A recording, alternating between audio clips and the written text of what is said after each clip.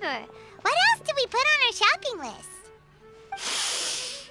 Oh, what a mouth-watering smell.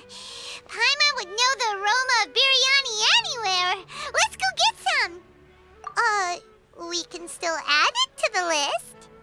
Well, if it isn't the Traveler and Paimon. Wasn't expecting to see you here. Hello there. Oh, it's been quite a while. Huh, so you two are still hanging out together. Dehya, didn't you say last time that you were gonna head back to the desert? I said I was going to resign from being her bodyguard, not that our friendship was over. We're still the best of friends. The Homayanis also still post jobs from time to time. Their pay is always generous, so me and the other mercs never pass them up. I told Dehya to just stay at our place when she took one of those jobs a few days ago. My parents were delighted. They even said that it always felt like we were missing someone whenever Dehya wasn't around. That sounds like something they would say, all right. They're always so welcoming. Anyway, the job is already taken care of, so I was gonna head back to the brigade as soon as I finished a little shopping. But the master kept insisting, and I ended up staying for another day. You can stay for as many days as you want, Dehya. Father hasn't even gotten around to treating you to his best dishes yet. You know I'm not the kind of person to stay put in one place like that, my lady. Don't worry, though. There'll always be next time. What? She said they'll treat you to the best dishes! Paimon can't believe you can still refuse that! But wait. Didn't you say last time that you would take me on a trip to the desert? Why don't you just take me with you today, when you leave? There are so many places I still haven't visited yet. I'm sorry, my lady, but no can do. There's still a few things I need to take care of back at the brigade. Besides, the desert hasn't exactly been the most peaceful place lately. Oh, come on.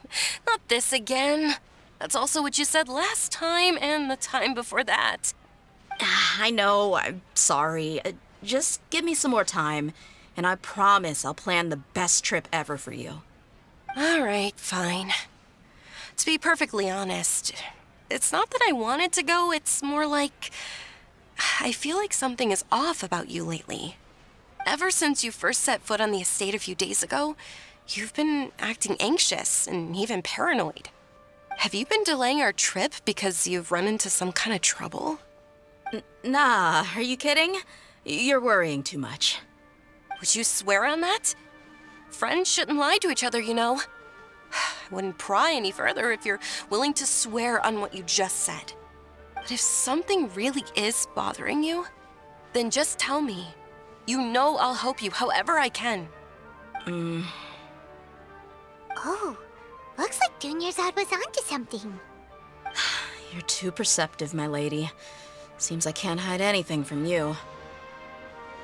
I just thought that nothing good could come out of telling you about the messy happenings of mercenaries.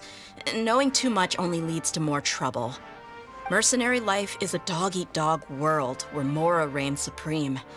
Everything operates on a completely different set of rules. That doesn't change anything about what I just said, though. We're still friends, and I can only support you if I understand what's bothering you.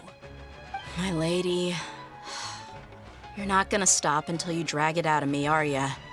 All right, I'll share what I know. Let's go somewhere else first. This isn't exactly the best place for a discussion. Okay, let's talk here. Just try not to draw any extra attention. As you may already know, the Eremites have both a lot of mercenaries and a complex organizational structure. Many mercs are no different than me, just going around looking for jobs to earn some mora. My brigade is called the Blazing Beasts. We're not a large group, but every member is loyal and brave. However, not all Eremite brigades are like mine. Some are willing to cross all kinds of lines for the sake of mora. The most notorious is a faction known as Deshret's Relics. Deshret's Relics? Judging from the name, they must really look up to... Yep, you got it. I've heard that you've already crossed paths with Ain al-Akmar. They're one of the groups under the Relic's banner. Oh, you mean the group that tried to sell us the Divine Knowledge Capsule? Yeah, they weren't friendly at all. Deshret's Relics is composed of many smaller brigades like Ain al-Ahmar. The Relic's headquarters issues orders to all brigades under his control. On any other day, I would want nothing to do with them.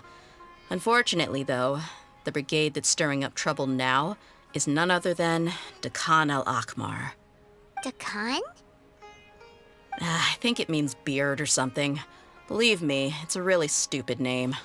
I found it insufferable for years. Anyway, the real issue is that Dakan al-Ahmar is led by my father, Kusela. Say what now? I think I'm starting to understand your anxiety now. But what did they do? I won't go into details, my lady, but they've been involved in a lot of violent incidents. We're talking hundreds. Hundreds? Yep. The scenes tend to be quite gruesome, too. They strip the victims of all their valuables before murdering them. Not only have they targeted merchant caravans and ordinary citizens, but other mercenary brigades as well. That's beyond terrible. They won't even spare their own kind. I don't know how Deshret's Relic sees it. All I do know is that Dakan al-Ahmar has become more and more aggressive over the last few years. If I don't do something about them, then even my brigade or the people of Aru village could become their next target. I just wish I knew what's driven him to do this. Yeah. How can your father do such terrible things? I don't know. People change. He's always been pretty pathetic. But at least in the past, there were still a few lines that he wouldn't cross. That's setting the bar pretty low. I mean, if he was even remotely decent, then why would I have to leave the brigade and cut all ties with him? He was loud and foolish, with no real sense of purpose. Instead of doing anything useful, he spent most of his time drinking and chasing after women. Of course, the other brigade members were just like him. Their ruckus would go on night after night. Sounds like a nightmare. What about your mother? Did she ever step in to stop them? Unfortunately, I never knew my mother. I'm sorry, Dehya. I didn't know. It's all right, my lady. That's pretty common in mercenary circles. Didn't I mention that my father was chasing after women?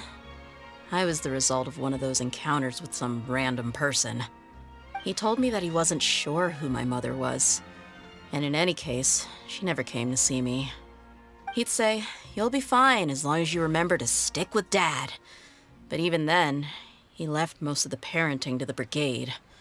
The one thing I do remember is that he used to tell me stories.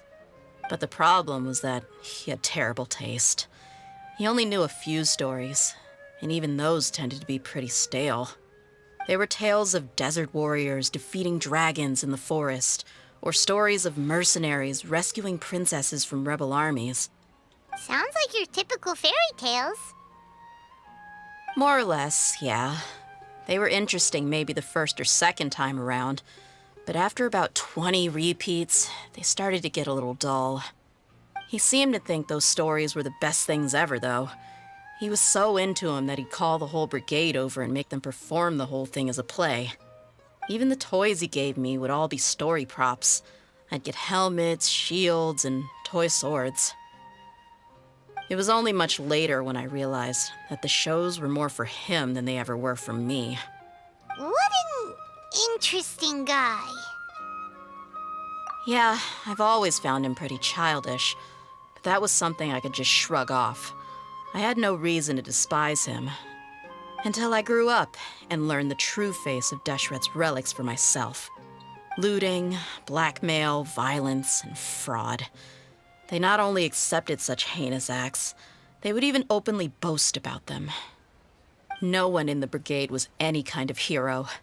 Instead, my father and his cronies were more like the bad guys that needed to be taken down. Did they really think that as long as they didn't do any of that stuff right in front of me, I would never know? I think I can understand your feelings. The difference between perception and reality must have hit hard. Yeah, but don't worry, my lady. It's all water under the bridge to me now. I had a huge argument with my father and left that place behind for good. I'm not investigating them due to any bitter feelings I still have towards my father. I just want to protect those that are close to me. Yeah, I told the boys to gather as much information as they could. Most of the reports concern violent incidents, but there's also some talk of smuggling. I see. But isn't this investigation incredibly dangerous? It is, but every mercenary lives life on the edge. It's a lifestyle that I enjoy. That may be true, but it'll be impossible for those who care about you not to worry. Well, now you get why I didn't want to share any of this with you. What should we do? They both have valid concerns. Huh? But there's no need for you to get caught up in this mess, too. Well, she's super tough, so if she went into the desert with you, then Paimon bets the problem will be solved in no time. I'm inclined to agree. I'd feel a lot more at ease if you took her along to help. I'll wait for news from you in the city until then. Please, stay safe. I'm honored that you care so much for me, my lady. All right, then let's get moving. Our first stop will be Caravan Rebot, where we can catch up a bit with my fellow mercs.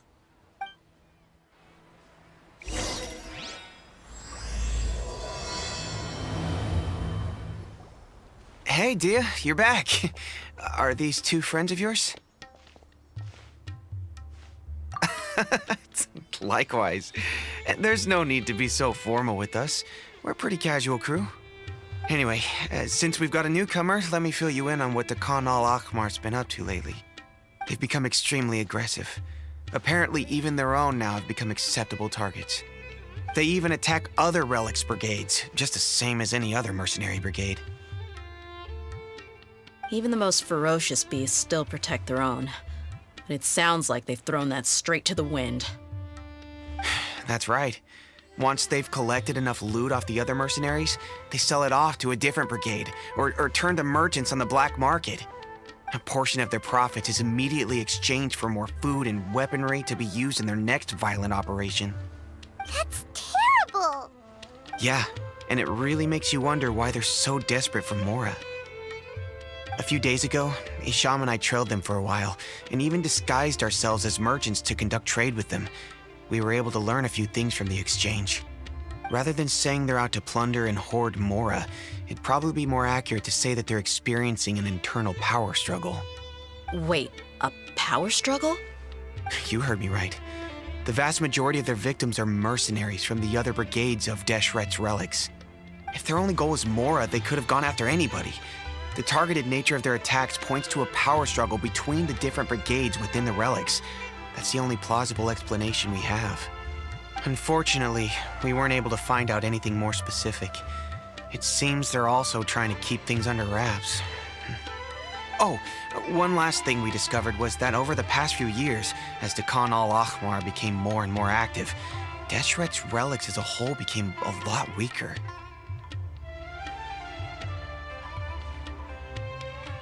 It sounds mighty strange to me, too. Haroon, you can leave the rest of the investigation to us. Gotta say, though, I didn't expect you to go on a whole undercover mission during the few days I was gone.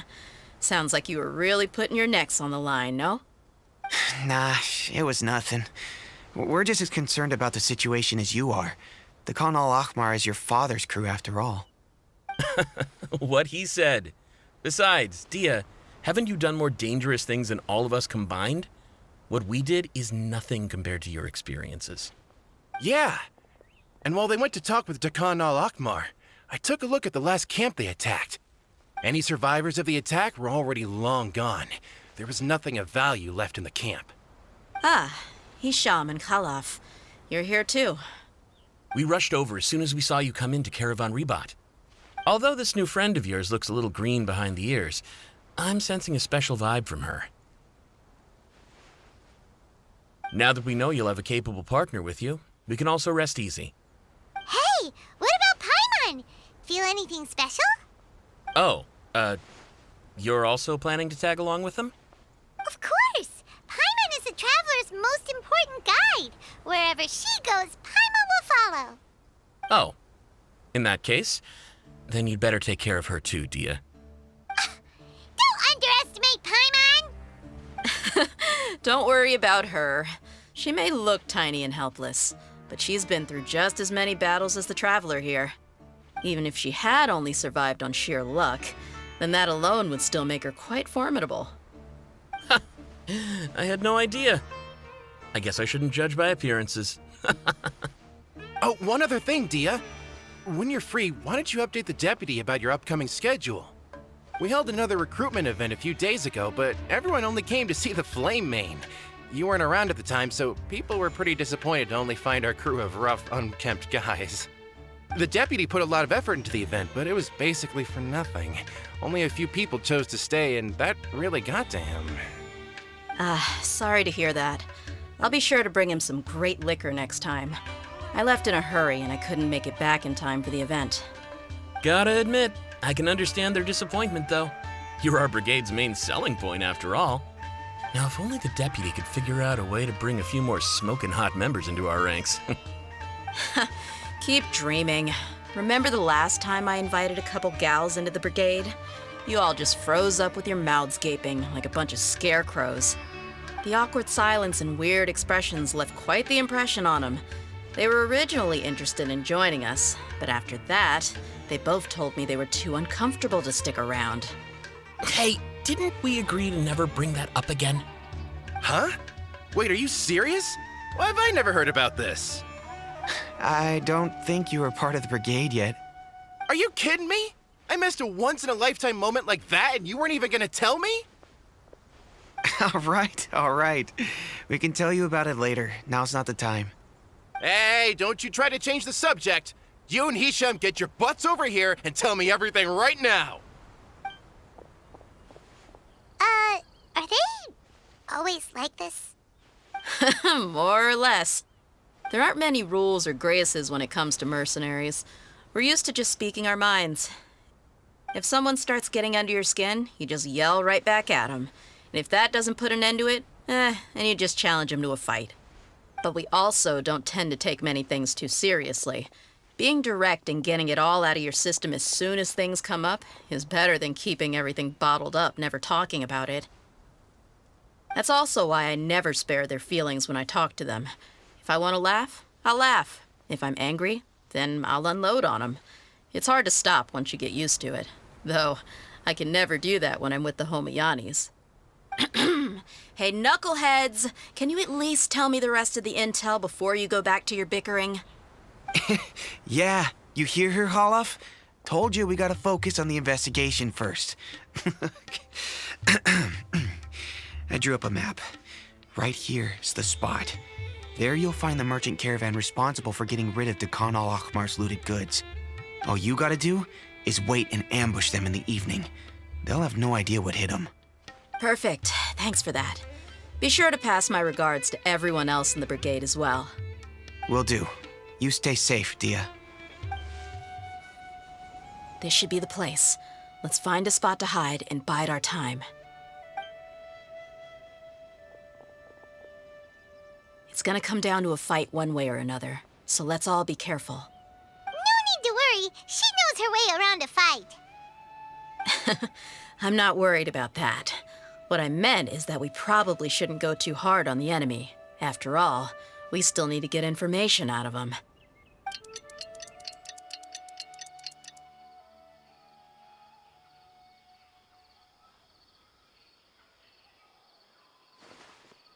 Here they come. You ready? Let's not give them a chance to react and end this quickly.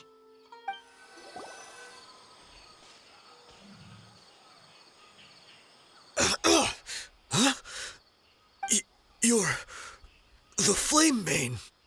Good. That saves me an introduction. All right, time for a little talk. Are you buddies with Dehya Flashback now? Tell me, what are they after? You know the code of being a mercenary just like everyone else. The first rule is to never divulge key information about our employer. What makes you think I'd talk? That might have worked on an amateur, but I know you're just looking to protect your reputation. Think about it, though. What's your reputation worth if you won't have the other tools you need to succeed in this line of work? Tools like, I don't know, your limbs or eyes. You've got 5 seconds. You might want to think twice about how much your employer's information is worth to you. Whoa! I'm not joking around. We can do this the easy way or the painful way. 2 seconds! I'll save you the trouble.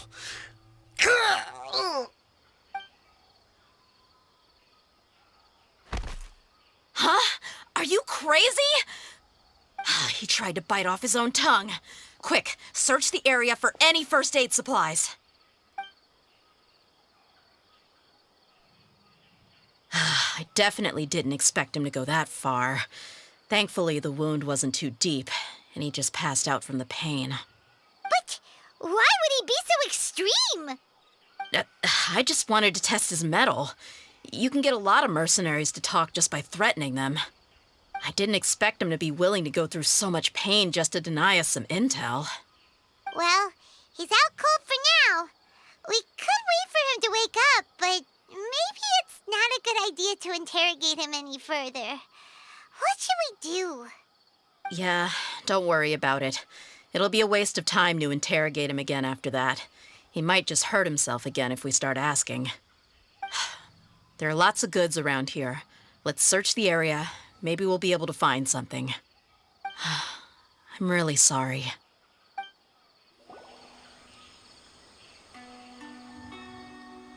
We found a piece of paper with a bunch of names on it. Maybe it's a record of something. Let me take a look. If this really is a merchant caravan, they should have a record of their transactions. Yep. I see an entry for Dakana Lakmar right here. Kusela, Idrisi, Bashar, and Takriti.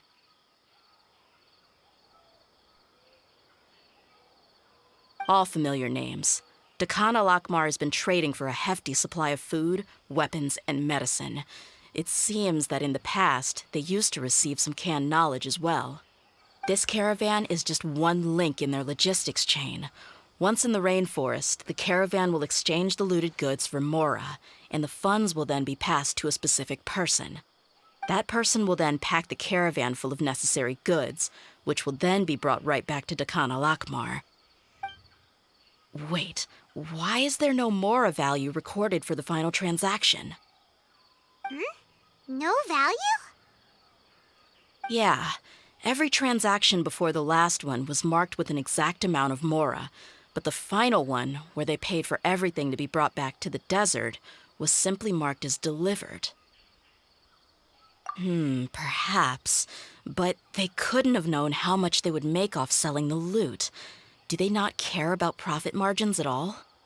Anyway, the next part's the records of the goods themselves. There are a lot of entries. Everything was probably sourced from the rainforest. Huh? What's wrong? Shahzaman Homayani? Homayani? You mean Dunyarzad's family? Could it just be another family with the same last name? I'd be surprised to find someone with the exact same first and last name. Shahzaman Homayani is Dunyarzad's father, and the head of the Homayani family. Just what the heck is going on here? I'm sorry, you're right. I'll consider what we found and not jump to conclusions just yet. But what this piece of paper confirms is that the Homayani family has been providing goods to Dakana Lakmar. What if the Homayanis have been kept in the dark and don't know they've been trading with Dakana Lakmar? That's a possibility, but if that was the case, why is this caravan specifically named Shahzaman as their person of contact? They could have just as easily bought goods such as food and medicine directly from Caravan Ribat or Port Ormos. Yeah, funding violence and looting. The brigade gets the goods, and he is paid the proceeds from the sale of the loot. But why would he do something like this? It's not like the Homayanis are in need of money. I honestly have no idea. I've been to their estate many times, and I've never noticed anything suspicious. The only potentially large expenditure I could think of would be the treatment costs for Dunyarzad's Elazar. Maybe they borrowed a lot of Mora in the past? But that's still just a speculation. I don't think the Master would stoop so low to make Mora. You're probably right. I know my lady's personality, and she wouldn't deliberately keep something like this from us. But what should we do now? All we found is just another mystery. If you ask me, we already have no choice but to confront her about this. I'm not worried. It's too early to make a verdict yet. I still have faith in the Homayanis. Let's go find my lady again. We'll tell her everything and see if she's willing to lend us her support. If we're lucky, we can not only figure out the mystery of this paper, but also follow the trail of breadcrumbs to the people responsible at Dakan al-Akmar. Dehya, are you sure this is the best decision? What if instead of getting the help we need, we just end up revealing everything we've discovered to the enemy? I've considered that possibility. But even still, I want to tell her what we found. I think I owe her that much. True friendship is built on trust. She showed genuine concern for me when we first brought up the topic. I can't repay her kindness with doubt and suspicion. That's not how I deal with people. You're right. Paimon wants to trust Dunyarzad too. Yeah. Let's pay another visit to Sumeru City. We're back, my lady. Oh, you're back a lot sooner than I expected. You mustn't have run into any trouble then. Well, how did it go? What did you come up with? Actually, we're still investigating. It's just that we've discovered something strange. I see.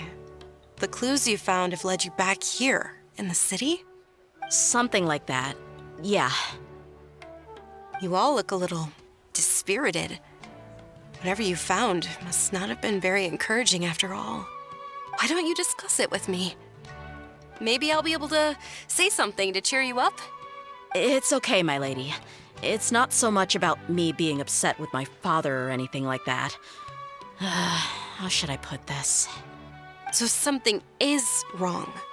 Even the Traveler and Paimon have been uncharacteristically quiet.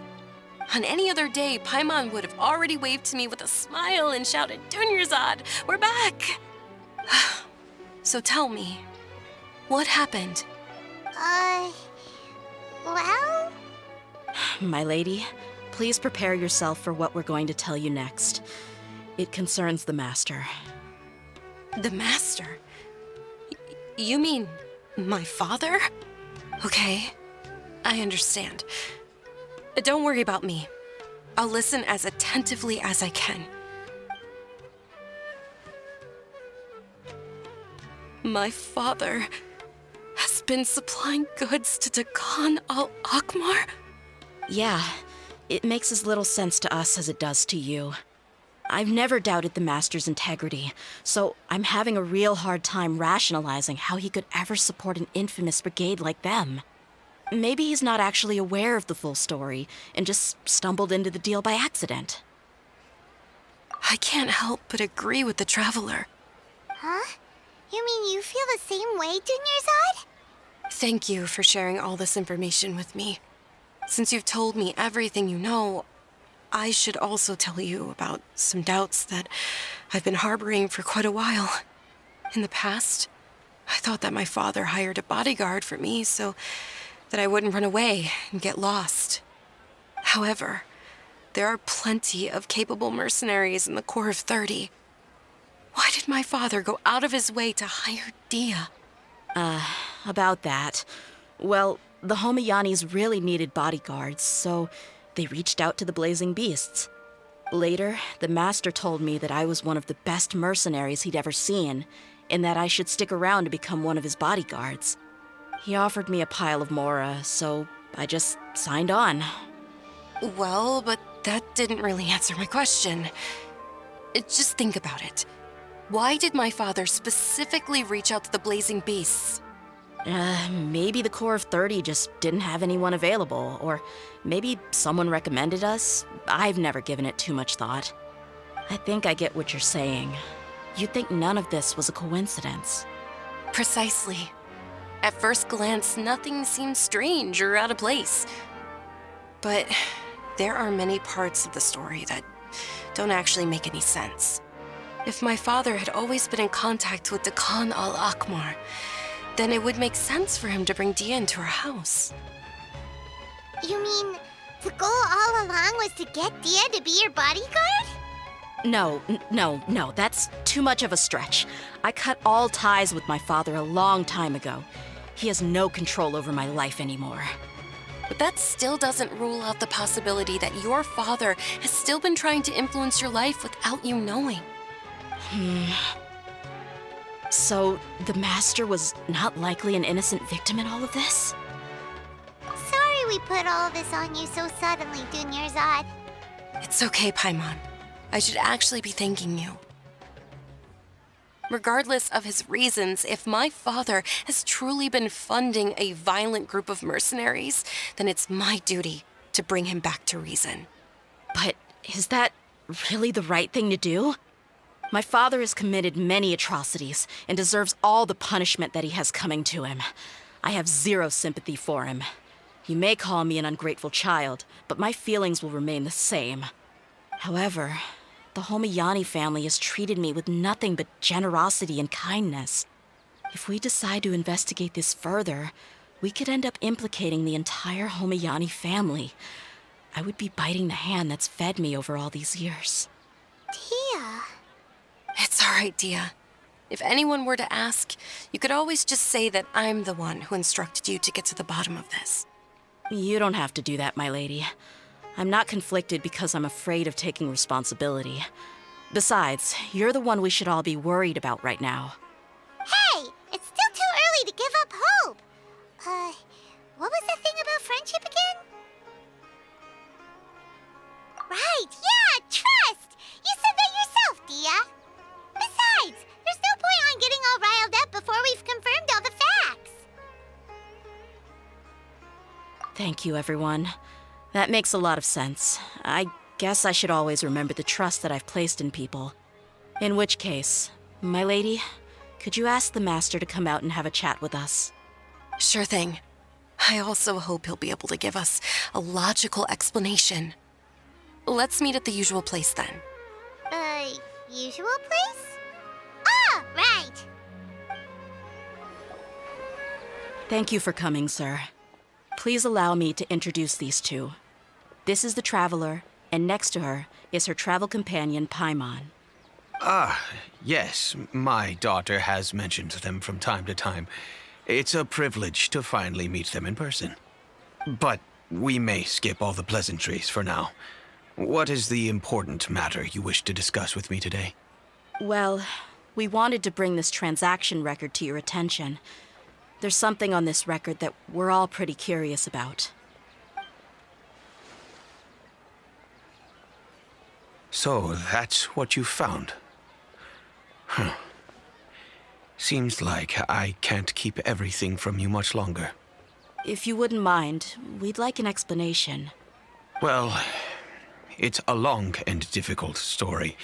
And to be perfectly honest, I'm not sure if I'm doing the right thing.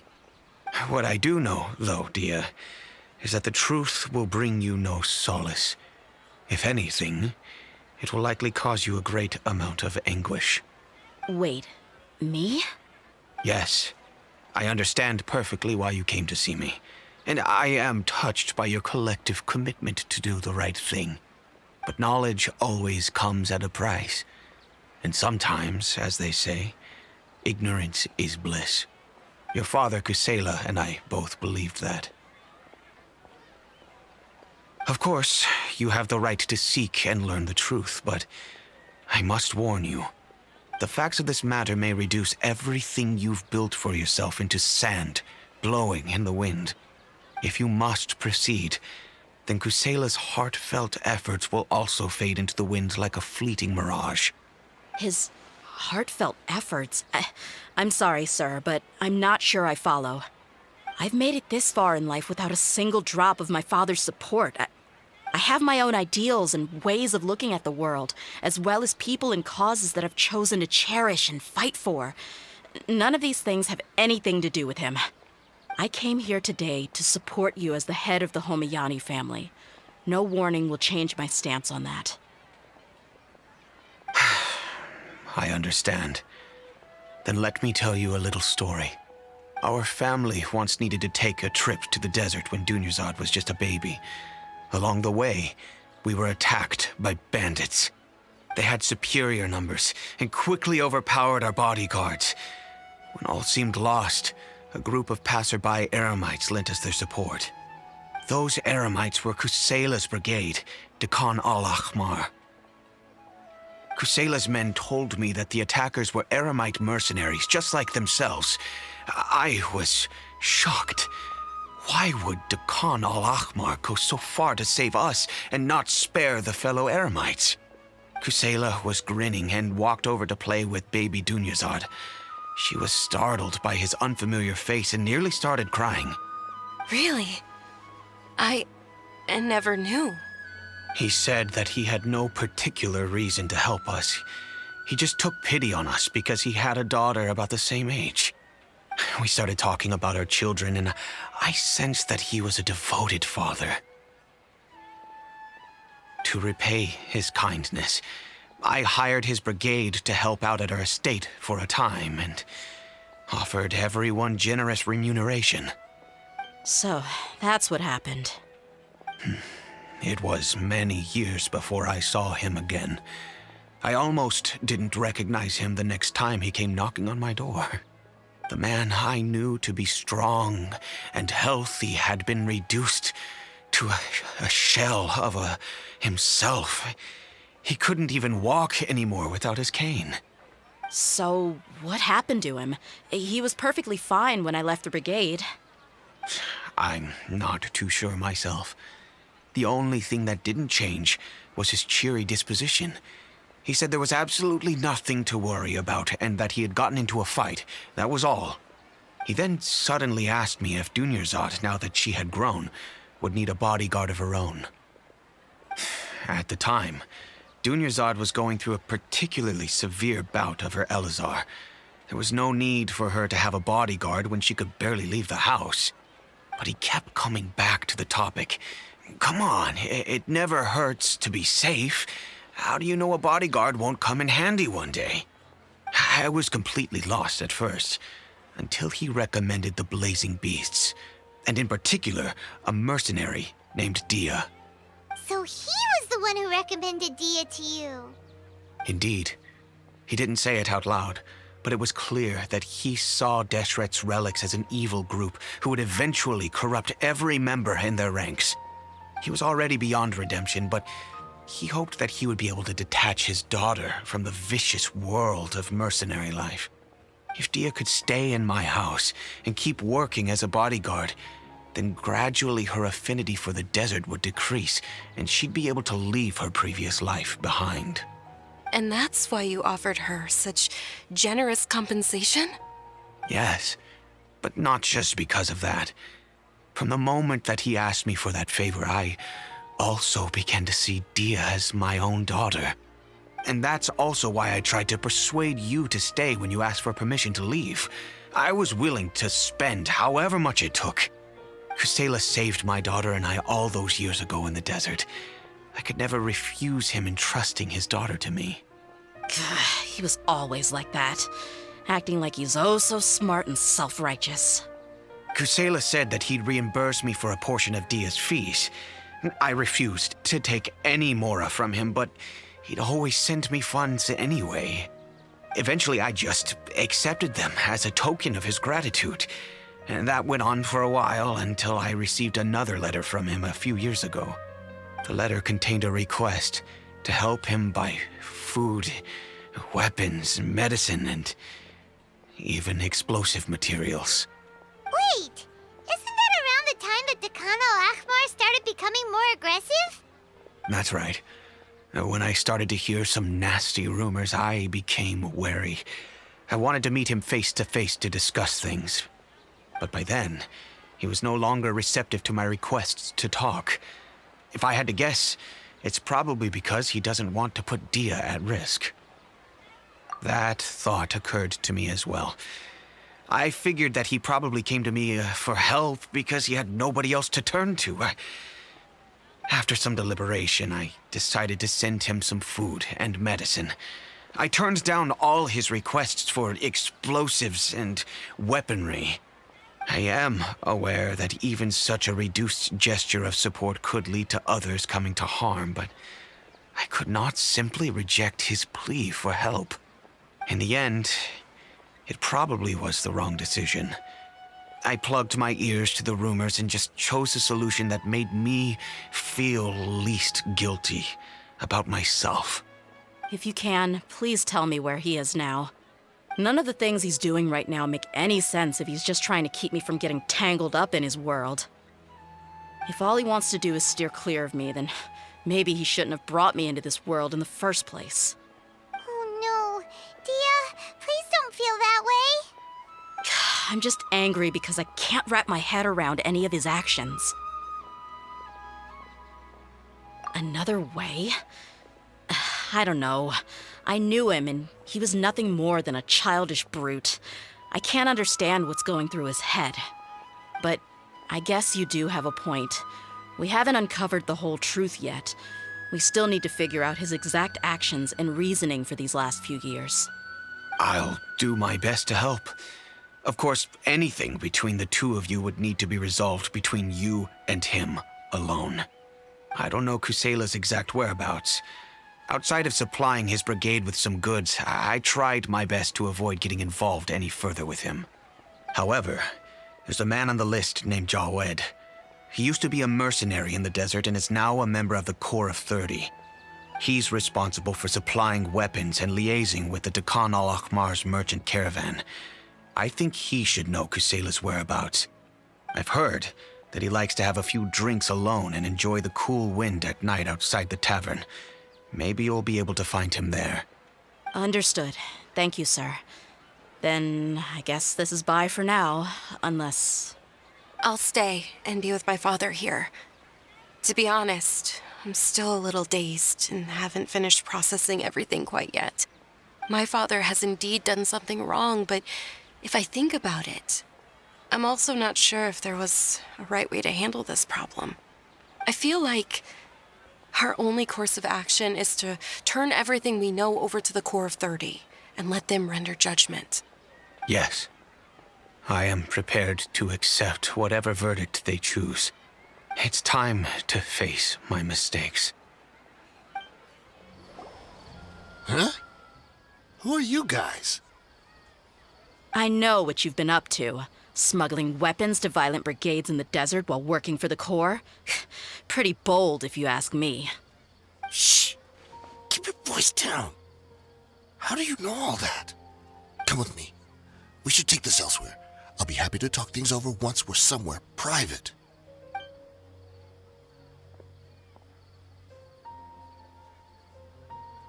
This place should do. All right, back to my question. How did you all know about me? Don't worry about that for now. You know what kind of punishment you'll face once we report you to the Corps, I assume. Wait, there's no need to jump the gun. Let's talk this out. What are your terms?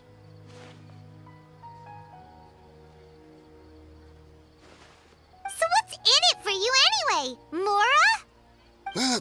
Well, I was a little tight on money at the time, and Kusela took good care of me in the past. I weighed it in my mind, and I couldn't find a reason to turn the opportunity down. I wouldn't only be helping my benefactor, but I could also make some quick Mora. Let me tell you how it is. We're investigating Dakan al-Akhmar, and we're gonna put an end to their operations. If you provide some help for us, then we might just put in a good word later to reduce the terms of your punishment. Hey, why don't we discuss this a little first? Listen, I made quite a bit of Mora from my last run. You just give me a number, and I'm sure we can... Shut it. My patience is running out. You should know when a mercenary is after something other than money. All right, sheesh. But you gotta promise you'll put in some nice words for me later. They're always on the move. Here's the spot they were at the last time I made my delivery to the desert. Feel free to go have a look. I'm just telling you, though, it's not on me if they're not there anymore. Sure. And then you can forget about any nice words from us. Hey, come on. Now you're just being unreasonable. Really? And how do I know you're not leading us straight into a trap? Don't forget, you're the one with no bargaining chips. All right, I get it. Why don't you go take a look, and if they're not there anymore, I'll try to figure out something else for y'all. Now that's more like it. Let's move. And as for you, try to stick around the city until we get back. You don't want us to call the folks from the Corps and have them drag you back to the city. Seems like we're in luck. That should be their camp right up ahead. Let's go. We'll finally get to the bottom of this ourselves. She's so strong! Enough fighting. We all know each other, and I don't want to take things too far. Just bring Kusela to me. There's no use hiding him anymore. Did you understand a single word I just said? Or do I need to bash your skull in some more? All right, everyone, let's all just calm down for a second. Dehya, the boss can't come out and see you anymore. He died a long time ago. What? Seems like you've been out of the loop for a while. Guess that's for the best, though. At least, that's what the old man wanted. When did he die? What happened to him? A few years ago, Kusela broke up Dakan al-Ahmar and went to the Deshret's Relics headquarters by himself. So is that when you guys started acting up? We would prefer to call it taking revenge. Every last person in Deshret's Relics must pay in blood for what they did. Let me start from the beginning. Dehya, do you know how the head of the Relics maintained order internally? Overwhelming strength and unquestionable authority? Those were a part of it, yes. But just those on their own weren't enough. They had another tool at their disposal. They called it a person's record. Regardless of whether they joined by their own will or were coerced, every person in Deshret's Relics were forced to leave a record of themselves at headquarters. Whether it be their deepest sin, some unforgivable act, or their most immoral exploit, the record served both as a symbol of loyalty and the perfect material for blackmail. That's precisely it. Every one of us have a record. Me, Bashar, Tikriti, and all the boys who grew up with Dehya and ended up joining our ranks. But you, Dehya, you were never asked to provide a record, were you? I never even knew this was a requirement. You were probably the only person in all of Deshret's Relics who didn't know about it. Ever since you were born, Boss had been trying to shield you from this organization's sinister rules. Not only that, but he also banned all of us from committing any nefarious acts. He said he'd take care of the dues we had to pay regularly to headquarters. But in the end, he was just an ordinary person. What could he do? He was forced to go to headquarters again and again to account for missed dues and incomplete records. He'd come up with all kinds of excuses and get beaten up as a result. We all knew he was doing that for you. He wanted to get you out of this world, no matter what it took. And that's why he became a shell of himself and couldn't walk without a cane. Wait, but that doesn't make any sense. I didn't know about any of this, and I'd never seen him get injured or beaten. Because you were too young at the time. How would you ever tell between wounds from a beating and wounds from battle? When you left home after that final argument with him, he seemed to age by a decade overnight. Even his hair went gray. So, even the blazing beasts were... Yep. It was all his doing. Had he not arranged them to come to you, you probably would have been reduced to a pulp before you ever left the desert. A few years ago, Boss said he needed to make another trip to headquarters. He was already pretty weak then, and we all assumed he was going to get beaten again. I suggested that he hand the role of leadership over to me, but he said there was no longer any need, since the Khan al-Ahmar would soon be no more. His words made no sense to me, but that night, we heard that a massive fire tore through headquarters and razed everyone's records to ash.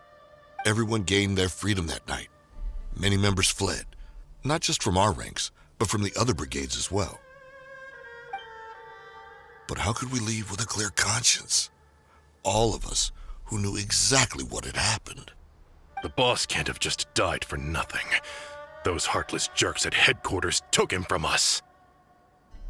From that point on, the sole purpose of Dakan al-Ahmar became revenge. The big fire that boss started was quite a blow to headquarters' strength. It's given us the opportunity to launch our attack. Even though we're outnumbered, we vowed to see our revenge through to the very end. There were people from headquarters who changed their names and went into hiding. Some fled to other brigades, and others escaped to the rainforest. But we won't let any of them escape our wrath. They'll all pay for what they've done. We've suffered plenty of losses as well. To keep going, we need an enormous amount of supplies, from food and medicine to weaponry and explosives. All we can do is exchange our loot from Mora, and then use that to get supplies. We forged Boss's handwriting and sent out many letters to his former friends. Thankfully, many people were willing to come to our aid. We were also able to attract many mercenaries who shared our goal. We've endured unspeakable pain to win many impossible battles. Deshret's relics have become weaker and weaker, and now we finally have an opportunity to directly strike their headquarters. Paimon doesn't know what to say anymore. We do know right from wrong, but we were sinners from the very beginning. We do not deserve the freedom that the boss won for us with his life. Boss always loved his old-fashioned hero stories. Those tales about sacrificing yourself to save the world. We used to always laugh at him for it. But in the end, he really went and lived those stories out himself. As for me, I never considered myself a hero. We're all the lowest of the low. We have no right to even imagine such an existence. But maybe those hero stories he liked foreshadowed everything that was to come. The spirit of the hero touched all those he had saved, and more people joined his cause. Maybe we were all just acting along with the play in the beginning. But as we acted the parts and recited the lines, we were drawn in. And now, we want to see the story through to the end. I'm sorry, Dehya.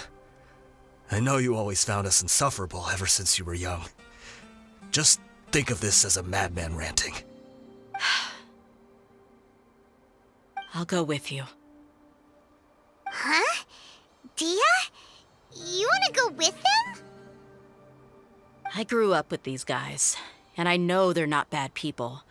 It's just that some situations get so bad that it's difficult to tell good from evil. All I know is that Deshret's relics must be destroyed. Furthermore, I want to go see the place for myself. I want to know if my father is still there. I know you don't want to get involved in this, so there's no need for you to tag along. I can do this on my own. Yeah, Paimon feels like we'd only regret it if we don't see this through to the end. Thank you. We'll be a lot stronger together with you. I bet Boss would lose his mind if he ever knew you'd join us at the very last moment like this. Considering all the losses and injuries we sustained, we can't afford to turn down someone as powerful as you. He can think whatever he wants.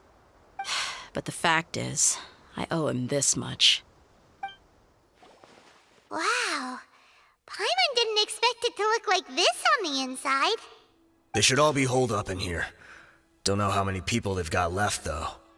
Who cares? We'll round up all of them. Still, we should be careful. Even if they've only got one shot left, it could still take us out. Yeah, we'll know what they're really capable of once we've landed some hits on them. Deshret's relics may have been a force to be reckoned with before, but their name means nothing now. Yeah, they don't stand a chance with you here. I'll take the lead.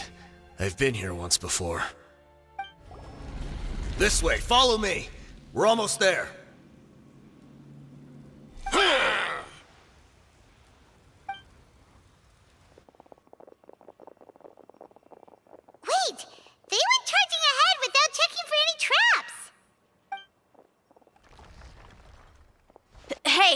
You guys okay?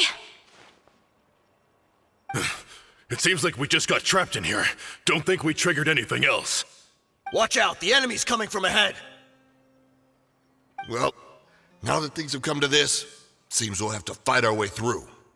Don't worry about us. We knew something like this could happen. Go and take a look around. There could still be another way through. Let's go! We can't let the boss down! Let's check if there's another way. The sooner we can make it through to help them, the better. Let's see. I think I see a way through over there, but it's being blocked by something. Let's try our luck with that mechanism. Okay, let's go!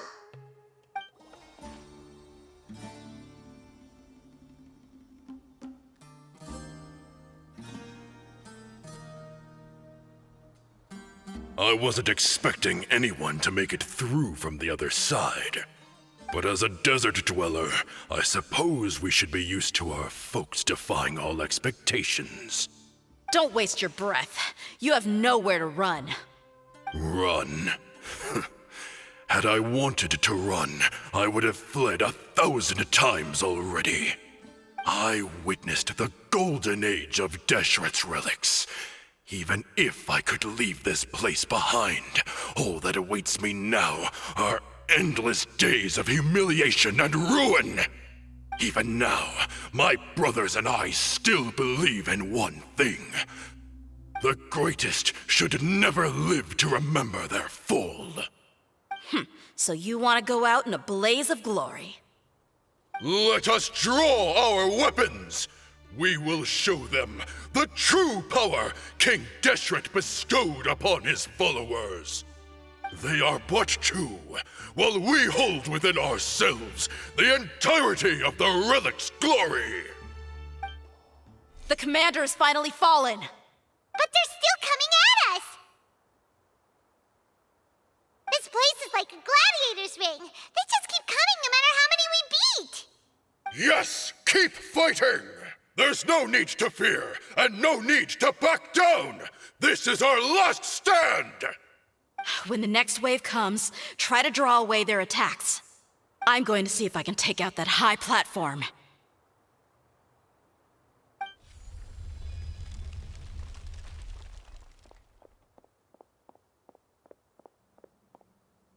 Get out of my way!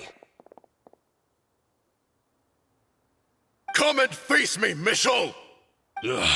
So they've broken through the front as well. Apologies, Lord Michal. They fight like absolute madmen. No matter how much we throw at them, they just keep coming for more.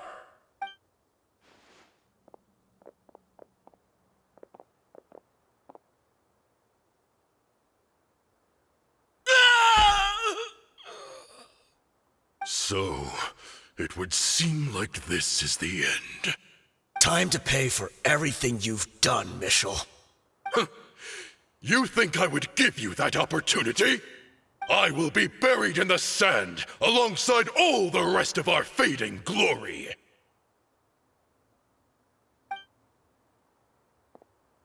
Hey, wait!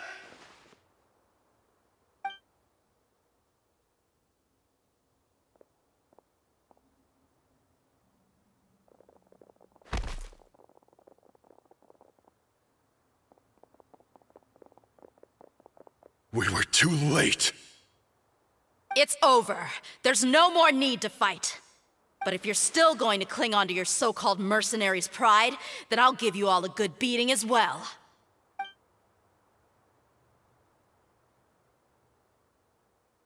Hey, Dehya! I found the mechanism. I'll get you all back up here right away. Let's go.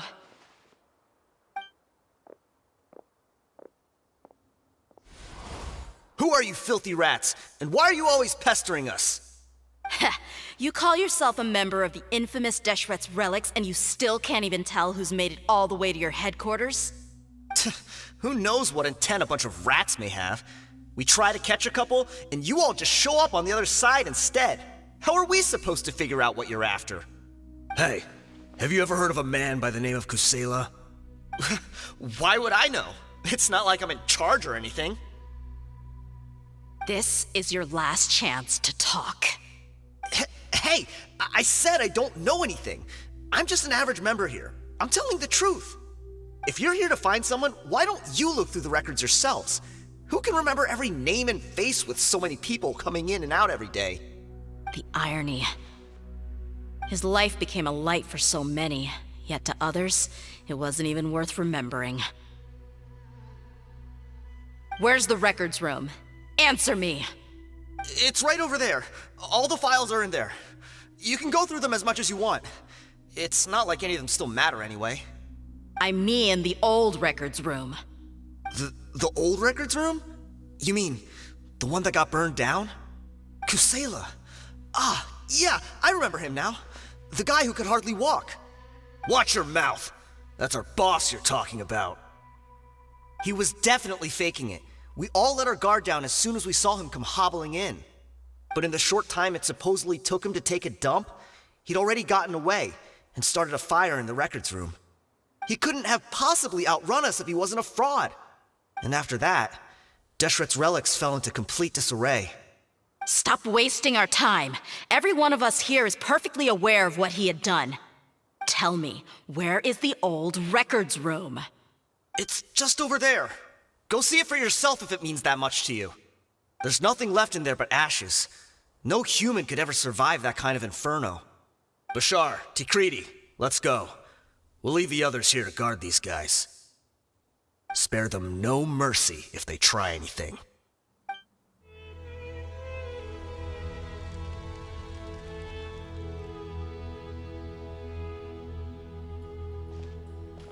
So, this was his final destination. How did he do it? Getting past all the guards with a limp and sneaking in here to start a fire?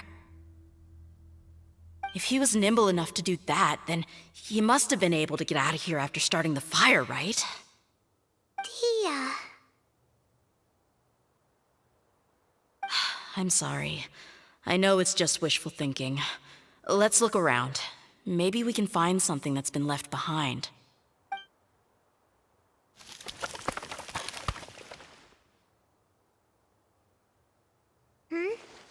Is this a cane?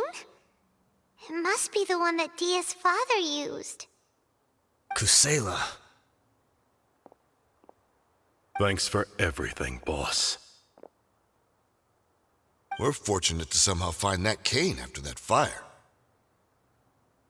Let's split up and look around some more. What if something else has been left behind? But what else could survive a fire like that? Huh?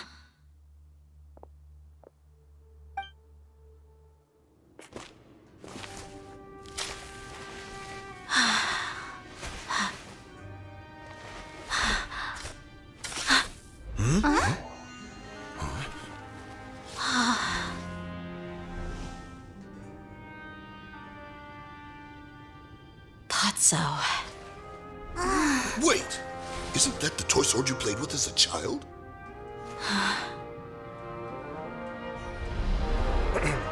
The dragon is no more, for Princess Dehya has slain it. Its head now hangs above the city gates. Her bravery has brought eternal peace and prosperity to us all. Dehya, come on. This is the most important line. You can do it.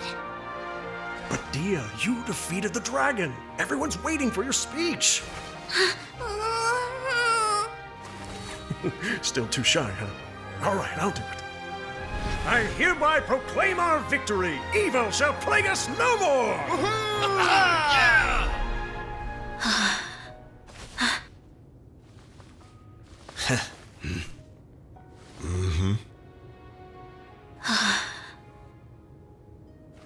I hereby proclaim our victory. Evil shall plague us no more, Dad.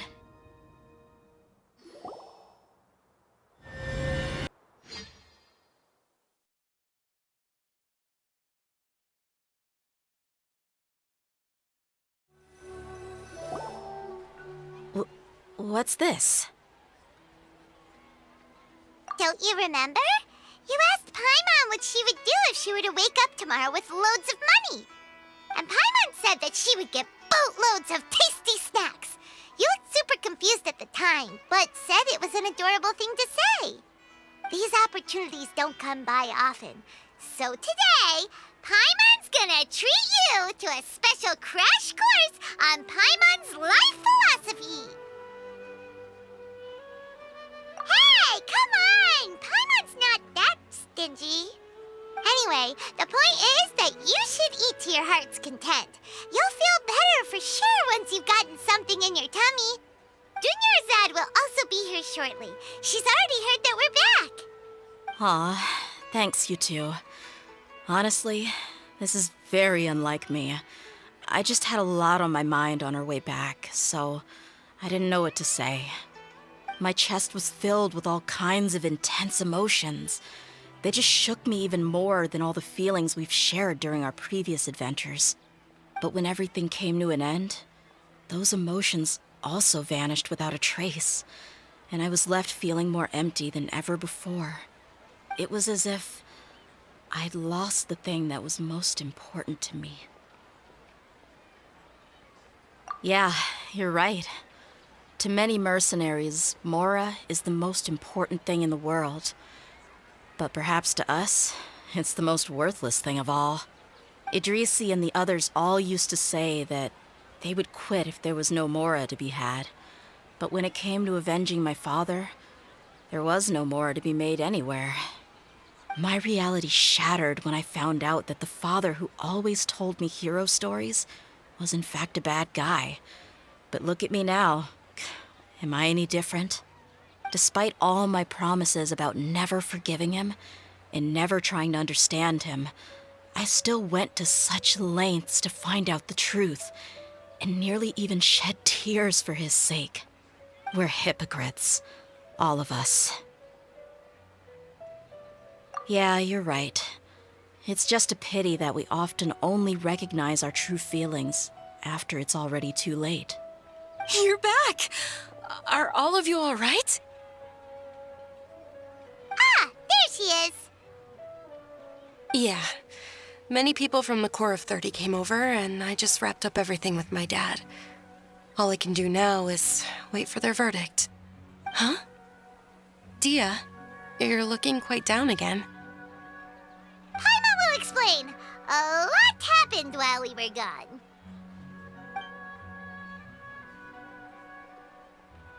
I'm sorry. I really should have controlled my emotions better. I just...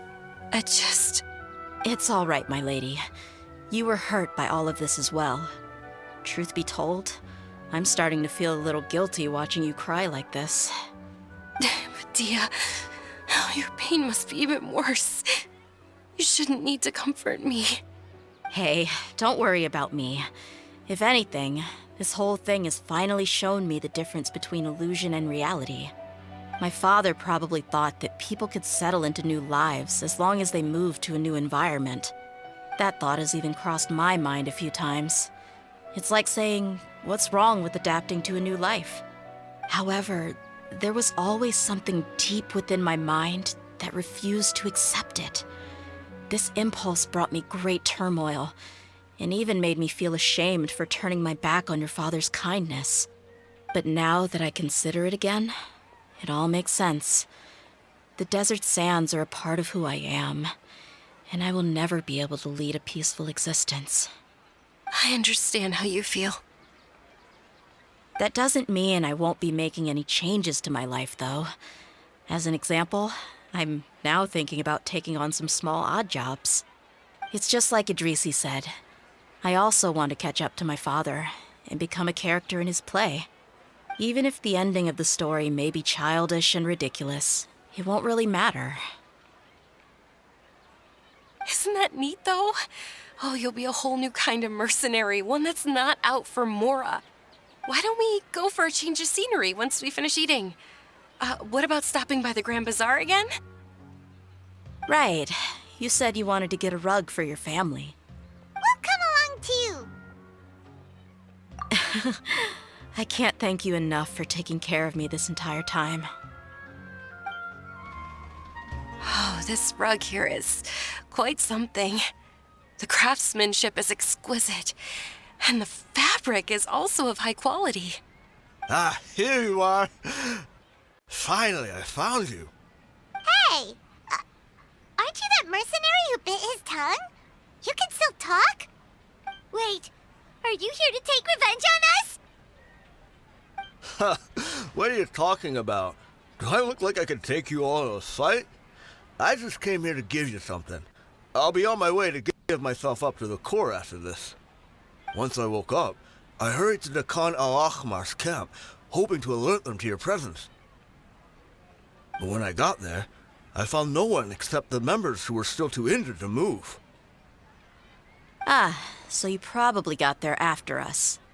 Yeah. They told me that they had exacted their revenge, and everyone had turned themselves in to the authorities.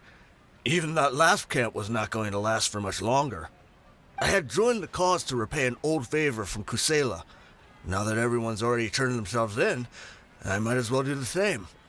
One of the injured members gave this box to me, and told me that it contained some of the old man's last possessions. Everything left in the camp will get confiscated, so I figured I should get this to you before the Corps could get their hands on it. Thank you. No worries. We are all just living our own truths. There's no need to comment or judge anyone for it. So this box contains everything that Dia's father left behind. Huh. It feels lighter than expected.